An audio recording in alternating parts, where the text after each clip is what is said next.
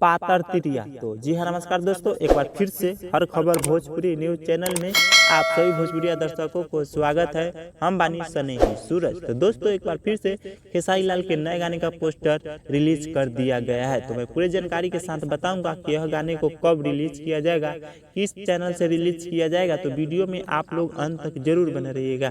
साथ ही मेरे चैनल हर खबर भोजपुरी न्यूज चैनल पे नए हैं तो इस चैनल को भी आप लोग सब्सक्राइब कीजिएगा, ताकि आप लोगों के बीच भोजपुरी से जुड़ी हर छोटी बड़ी खबर सबसे पहले पहुंच जाए। दोस्तों, खेसारी लाल यादव एक से बढ़कर एक लगन स्पेशल सॉन्ग ला रहे हैं। हर एक 2 दिन पर उनका नए गाने का पोस्टर आ रहा है और एक नए गाने का पोस्टर फिर से आ गया, जिस गाने का नाम है पातर तिरिया। पातर तिरिया गाने को अनंता म्यूजिक वर्ल्ड पे रिलीज किया जाएगा कल सुबह 6:30 बजे। इस गाने को गाए हैं खेसारी लाल यादव और शिल्पी राज। वही गाने को लिखे है टुनटुन यादव और म्यूजिक दिए है आर्या शर्मा। तो दोस्तों, आप लोग याद रखें, कल सुबह 6:30 बजे अनंता म्यूजिक वर्ल्ड पे यह गाने आ रहा है खेसारी लाल यादव के पातर तिरिया, जिसमें फीचरिंग की है सपना चौहान। तो दोस्तों, यह जानकारी अगर आप लोगों को सही लगा होगा तो वीडियो को लाइक कीजिए, दोस्तों के साथ आगे शेयर कीजिए और अपना राय कमेंट बॉक्स में जरूर लिखिए। साथ ही मेरे चैनल हर खबर भोजपुरी न्यूज चैनल पे नए हैं तो इस चैनल को भी आप लोग सब्सक्राइब कीजिए।